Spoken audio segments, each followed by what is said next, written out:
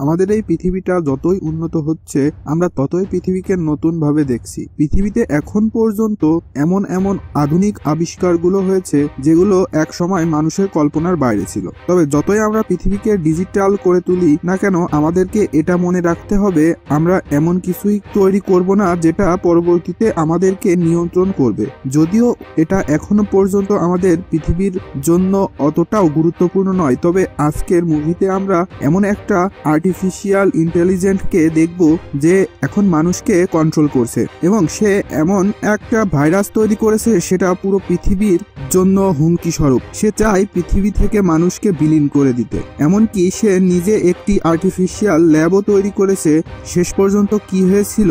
মানুষ কি তার পৃথিবীকে রক্ষা করতে পেরেছিল নাকি সময়ের সাথে সাথে সবাই বিলীন হয়ে গেছে? সেই সব কিছুকে দেখব আজকের এই মুভিতে। যারা আমাদের ভিডিও নিয়মিত দেখেন কিন্তু এখনো সাবস্ক্রাইব করেননি, কাইন্ডলি সাবস্ক্রাইব করে দিবেন।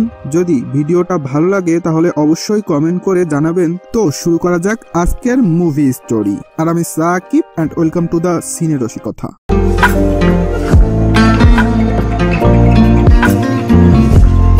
মুভি শুরু হয় এবং আমরা MMI6 এর সদস্যদের দেখি, যাদের কাছে ইনফরমেশন আছে ডিওন নামের একটি কোম্পানি যাদের কাছে রয়েছে এমন একটি ভাইরাস যেটা এতটা ভয়ঙ্কর পুরো পৃথিবীর জন্য হুমকি।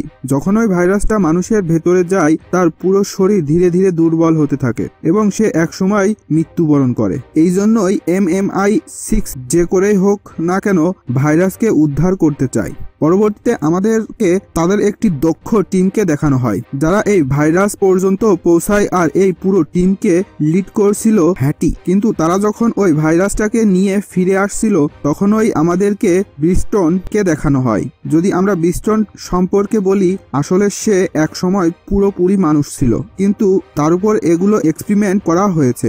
এখন হিউম্যান রোবট বললেও ভুল হবে না। সে এতটাই ভয়ঙ্কর, তার সাথে সাধারণ মানুষের পেরে ওঠা একেবারেই সম্ভব নয়।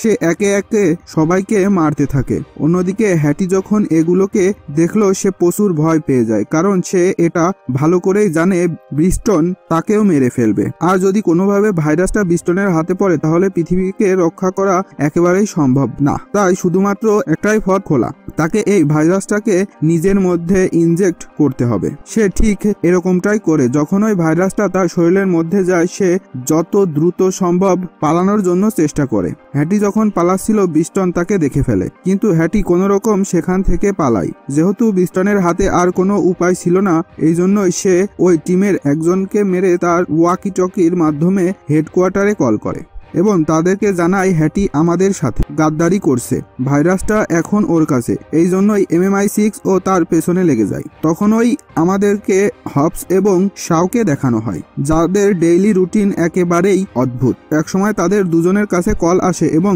তাদেরকে জানানো হয় অনেক ভয়ঙ্কর একটি ভাইরাস চুরি হয়ে গেছে যেটার নাম হচ্ছে অ্যানসুফ্লেক। এটা যে করেই হোক উদ্ধার করতে হবে। পরবর্তীতে আমরা হবসকে দেখি যে লস অ্যাঞ্জেলেসের একটি নাইট ক্লাবের ভেতরে যায়। তার সামনে যেই আসছিল সে তাকে ভয়ঙ্কর ভাবে মেরে এবং সবার থেকে ওই ভাইরাসটার ব্যাপারে জিজ্ঞাসা করে, কিন্তু কেউই বলতে পারছিল না ভাইরাস এখন কোথায়। অন্যদিকে আমরা শাওকে দেখি যে এখন লন্ডনে, সেও এখানে ভাইরাসটার বিষয়ে এমন এমন লোকদের কাছে জিজ্ঞাসাবাদ করছিল যারা বিভিন্ন বড় বড় ক্রাইমের সাথে জড়িয়ে, কিন্তু কেউই বলতে পারছিল না ভাইরাসটা এখন কোথায়। অন্যদিকে আমরা হবসকে দেখি সে যখন একটি হোটেলের মধ্যে ছিল তখন ভিক্টর নামের একটি CIA এজেন্ট তাকে ওই ভাইরাসটার বিষয়ে বিভিন্ন তথ্য দেয়, যেমন এটা কিভাবে উদ্ধার করতে হবে এবং এটা কতটা ভয়ঙ্কর। যদি এই ভাইরাসটা কোনোভাবে পৃথিবীতে ছড়িয়ে পড়ে তাহলে পৃথিবীতে যত দুর্বল লোকেরা রয়েছে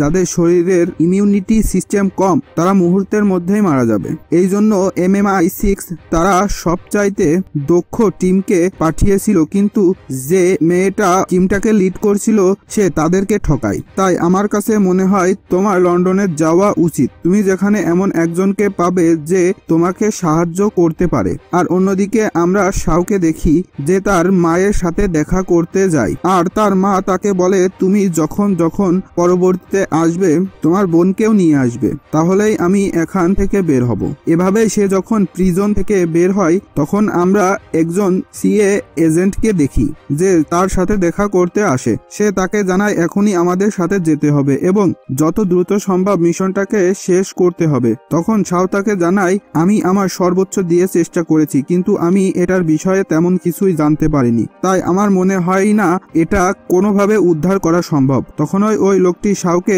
হেটের ছবি দেখায়, আর এখান থেকে আমরা এটা জানতে পারি হেট তারই ছোট বোন। তখনই ওই এজেন্ট তাকে বলে পুরো MMI6 তার পেছনে, তাই যত দ্রুত সম্ভব তোমাকে তাকে খুঁজতে হবে, কারণ যদি MMI6 তাকে খুঁজে পায় তাহলে তার সাথে যা ইচ্ছা করতে পারে। তাই আমি চাই তুমি আগে ওকে খুঁজো, কারণ এটাই একমাত্র মাধ্যম তোমার বোনকে বাঁচিয়ে রাখার।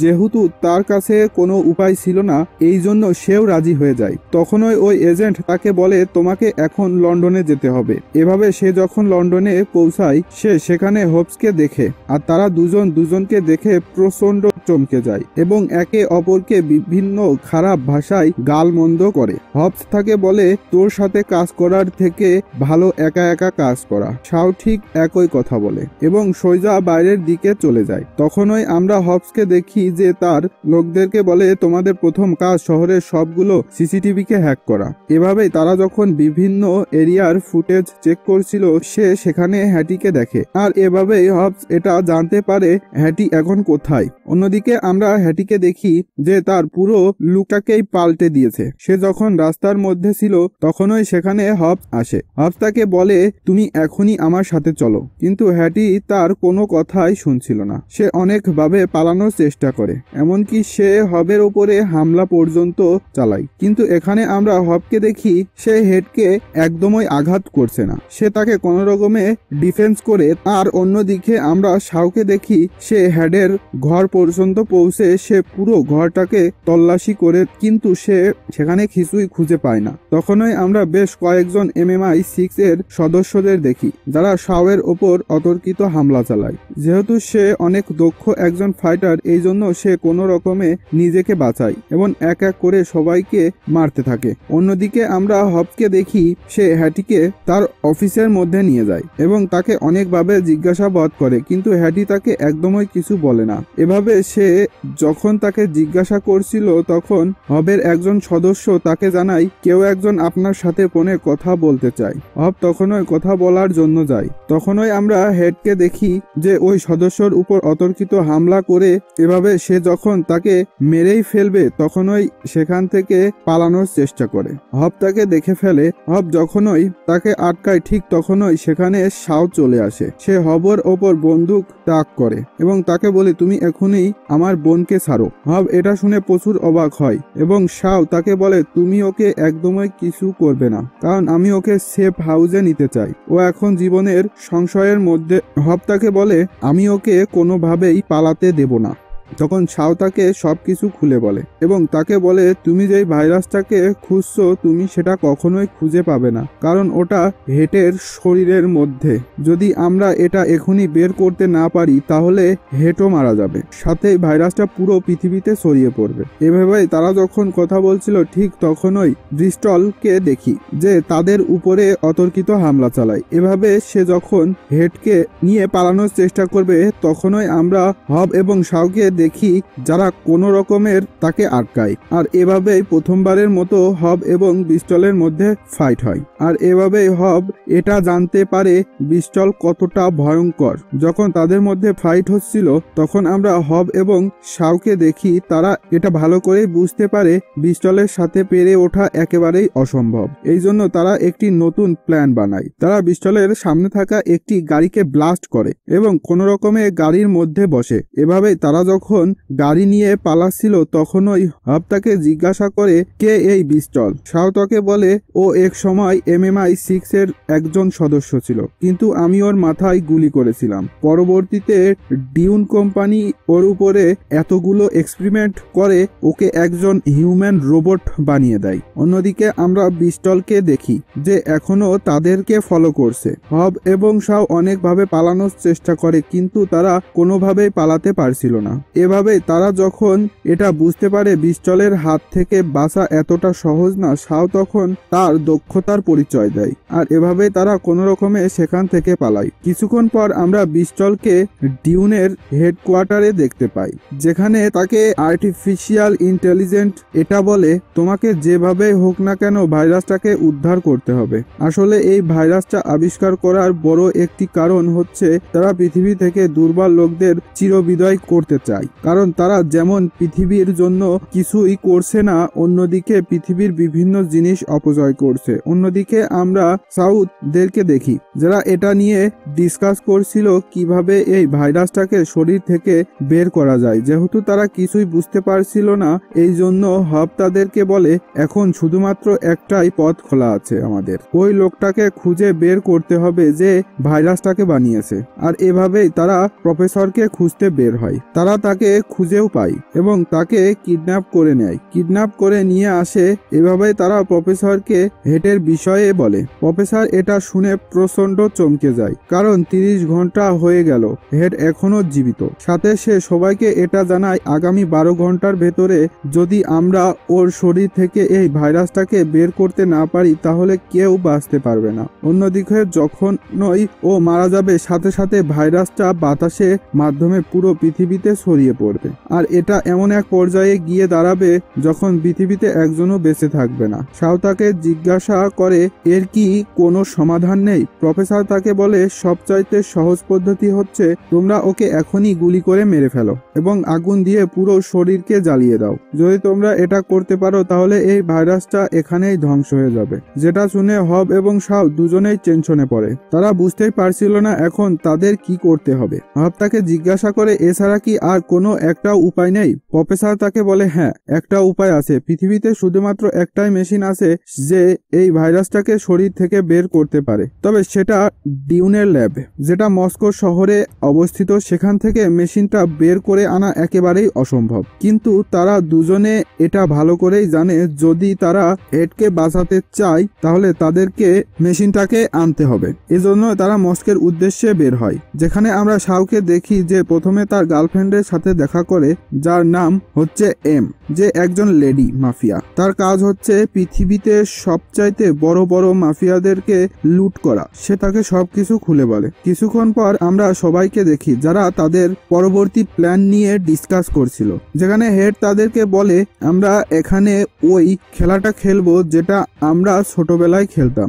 একজন সবাইকে অন্যমনস্ক করবে এবং আরেকজন তার কাজ, আর এবার এই কাজটা করবে হেড নিজেই। সে প্রথমে ল্যাবের ভিতরে যাবে এবং সবাইকে অন্যমনস্ক করার চেষ্টা করবে।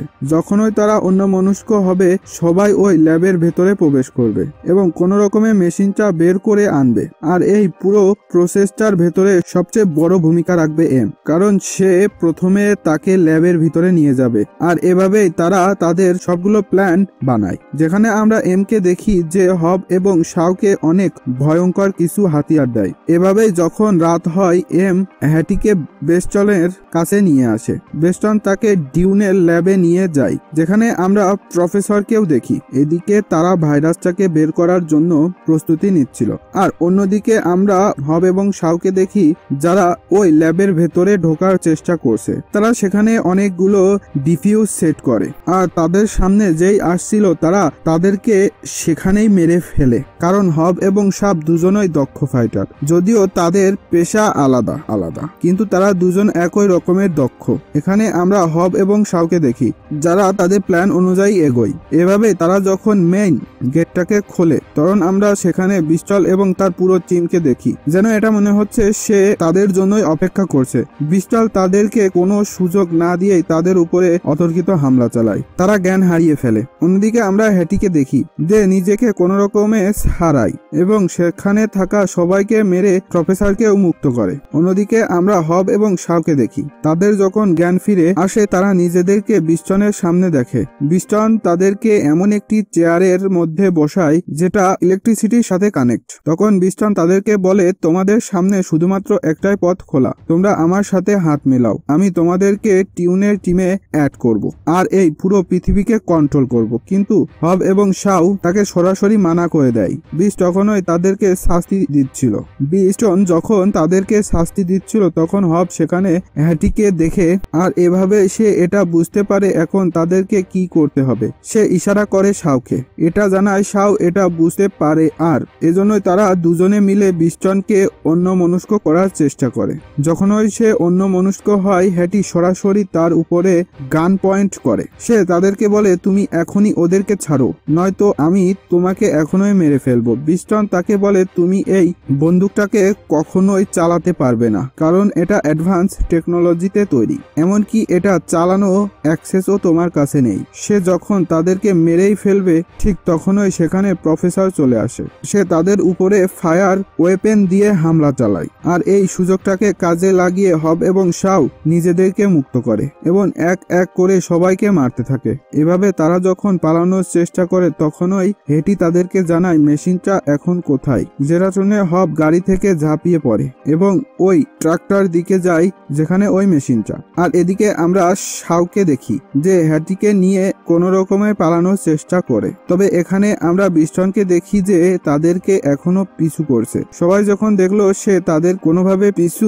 ছাড়ছে না, শাও হ্যাটকে হবের গাড়িতে যেতে বলে এবং সে হবকে বলে তুমি ওকে যেভাবেই হোক রক্ষা করবে। যেখানে আমরা বিস্টনকে দেখি সে যখন প্রায় হ্যাটিকে ধরেই ফেলবে তখন হব তাকে কোনো রকমে রক্ষা করে, কিন্তু এরপর সে হার মানে না, সে এখনো তাদেরকে ফলো করছে। তখন শাও হবকে বলে আমি তোমার ট্রাকের উপরে আসছি। সে গাড়িটিকে নিয়ে সোজা ট্রাকের ওপরে চলে যায়। কিছুক্ষণের মধ্যেই বিস্টনের সেখানে আসে আর এভাবে তাদের মধ্যে ভয়ঙ্কর একটি ফাইট শুরু হয়। কিন্তু এখানে আমরা হবদেরকে দেখি তারা কোনোভাবেই পেরে উঠছিল না। হব এবং শাও প্রচন্ড আহত হয়। এভাবে তারা যখন ফাইট করছিল তখন আমরা একটি বিল্ডিংকে দেখি যেটা তাদের উপরে ধসে পড়ে, কিন্তু হব এবং শাও কোনো রকমে নিজেদেরকে বাঁচায়, তবে বিস্টন সেখানে চাপা পড়ে আর এভাবেই তারা সেখান থেকে বেরিয়ে আসে। আর যখন ওই বাইরে আসে এর তাদেরকে জানাই ওই বিল্ডিংটার কিছু টুকরো মেশিনটার উপরে পড়েছে, এই জন্য মেশিনটা একেবারেই অকেজো।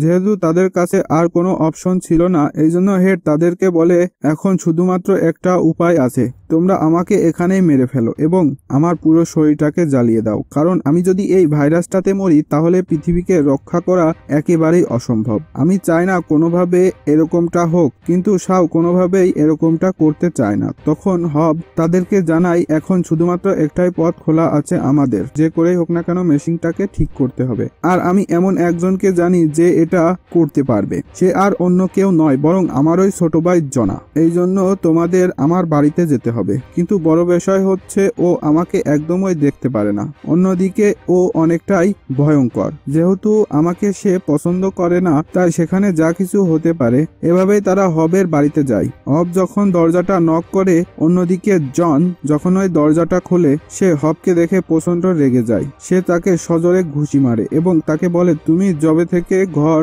ছেড়েছো আজ প্রথম সামনে আসলে। এভাবে সে যখন তার সাথে তর্ক করছিল তখন আমরা হবের মাকে দেখি সে জোনার ওপরে জুতো ছুঁড়ে মারে এবং তাকে বলে তোমার ভাইকে সম্মান করা উচিত, যেহেতু সে ফিরে এসেছে তাই সে আমাদের থেকে যে কোনো সাহায্য চাইতে পারে। এভাবেই হব জোনা এবং তার মাকে সবকিছু খুলে বলে, কিন্তু জোনা হবকে কোনো রকম সাহায্য করতে চাইছিল না। তখন তার মা তাকে বলে দেখো তুমি যদি ওকে সাহায্য না করো তাহলে আর এমন কেউ নেই যে ওকে সাহায্য করতে পারে, আর তুমি না চাইলেও তোমাকে ওকে সাহায্য করতে হবে, কারণ আমরা একই পরিবারের। শেষ পর্যন্ত জনা হবকে সাহায্য করতে রাজি হয়। আর অন্যদিকে আমরা বিস্টনকে দেখি যার কাছে আরো একটি কমান্ড আসে, যেখানে তাকে বলা হয় যদি ওই ভাইরাসটাকে নিতে পৃথিবীর সবাইকে মারতে হয় তাহলে তুমি সেটাই করো, তবে যেভাবেই হোক না কেন ভাইরাসটাকে নিয়ে আসতে হবে। এভাবেই বিস্টন তার পরবর্তী মিশনে বের হয়। সাথে তারা এটাও জানে হব এবং তার পুরো টিম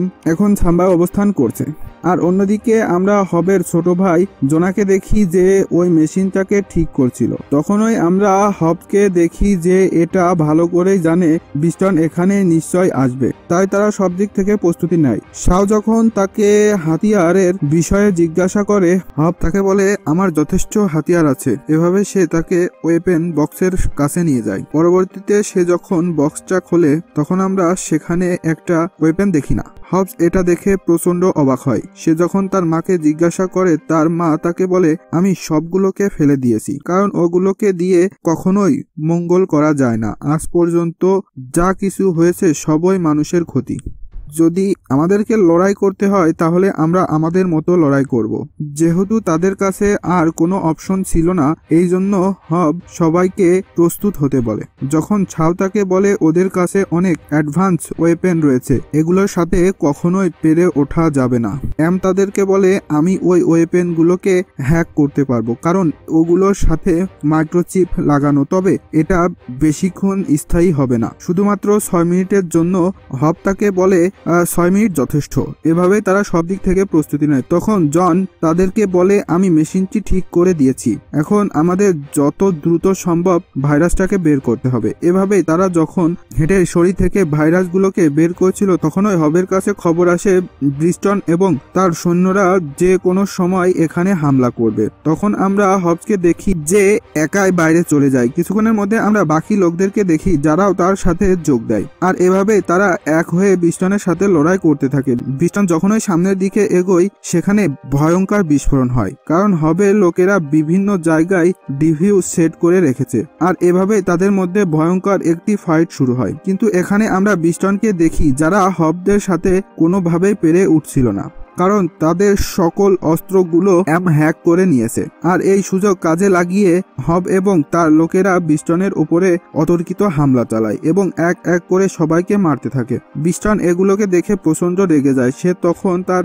গাড়িটাকে হবের বাড়ির ভেতরে ঢুকিয়ে দেয়, যার ফলে সেখানে ভয়ঙ্কর একটি বিস্ফোরণ হয়। কিছুক্ষণ পর আমরা ব্রিস্টনকে দেখি সে যখন হ্যাডিকে কিডন্যাপ করে তার হেলিকপ্টারে করে যাচ্ছিল। তখন আমরা হব এবং তার লোকদেরকে দেখি যারা তাদের সর্বোচ্চ দিয়ে চেষ্টা করে ব্রিস্টনকে আটকানোর জন্য। হব তার গাড়ির সাথে হেলিকপ্টারকে আটকায়। ব্রিস্টন যখন এটা দেখে সে তার হেলিকপ্টারকে উপরের দিকে ওঠাতে থাকে। তখনই আমরা হবের বাকি লোকদেরকে দেখি যারা এক এক করে সবাই সেখানে চলে আসে এবং তাদের গাড়িগুলোকে হবের হেলিকপ্টারের সাথে আটকায়। কিছুক্ষণের মধ্যেই গাড়ির অনেক বড় একটি লাইন তৈরি হয়। যেহেতু এখানে অনেক বেশি গাড়ি এবং ব্রিস্টল কোনোভাবেই ওপরের দিকে উঠতে পারছিল না, ব্রিস্টল যখন দেখলো তার হাতে আর কোনো অপশনই নেই, সে তার হেলিকপ্টারকে নিয়ে ঢালুর দিকে যেতে থাকে। তখন আমরা হবের বাকি লোকদেরকে দেখি যারা গাড়িগুলোকে পেছনের দিকে নিয়ে যাচ্ছে। অন্যদিকে আমরা হেডকে দেখি যে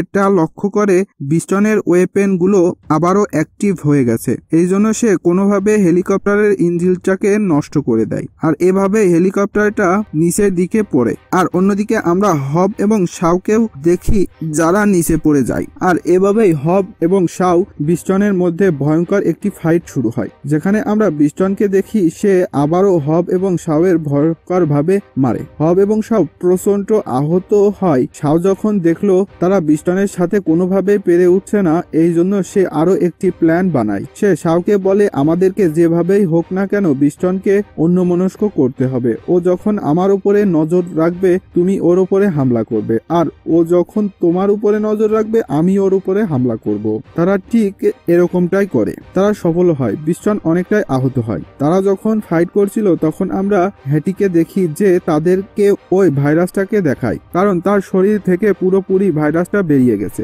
এভাবেই তারা যখন ব্রিস্টনের কাছে যায় তখন আমরা ব্রিস্টনকে দেখি যে অনেক বেশি চিন্তিত, কারণ যে তাকে কমান্ড করতো সে তাকে বলে, আমি তোমাকে ভরসা করছিলাম কিন্তু তুমি আমাকে সব দিক থেকে হতাশ করলে, তাই আমি তোমাকে শাটডাউন করে দিচ্ছি। টন যখনই শাটডাউন হয় সে সোজা সমুদ্রের ভেতরে পড়ে। তখন আমরা ডিউনকে দেখি যে হব এবং শাওকে বলে, তোমরা এটা একদমই ঠিক করলে না, আমি আবারও তোমাদের পেছনে আসব। হব তাকে বলে, তোমার যা ইচ্ছে করে নাও। এভাবেই বেশ কিছুদিন কেটে যায়। তখন আমরা হবকে দেখি যে তার মেয়েকে তার মায়ের সাথে পরিচয় করায়। হবের মা তাকে দেখে প্রচন্ড খুশি হয়। আর অন্যদিকে আমরা শাওকে দেখি যে তার বোন হেটিকে নিয়ে তার মায়ের সাথে দেখা করতে আসে। তার মা তাকে দেখে অনেক বেশি খুশি হয় এবং তাদেরকেও বলে, আমি শীঘ্রই বাইরে আসছি। তখনই আমরা ভেক্টরকে দেখি যে একটি মিশনের মধ্যে ছিল। সে হব এবং শাওকে কল করে এবং তাদেরকে বলে, আবারও তোমাদের সাহায্যের প্রয়োজন, কারণ এটা এমন একটা ভাইরাস যেটা আগের থেকেও বেশি ভয়ঙ্কর। আর এভাবেই অসাধারণ মুভিটি এখানেই শেষ হয়।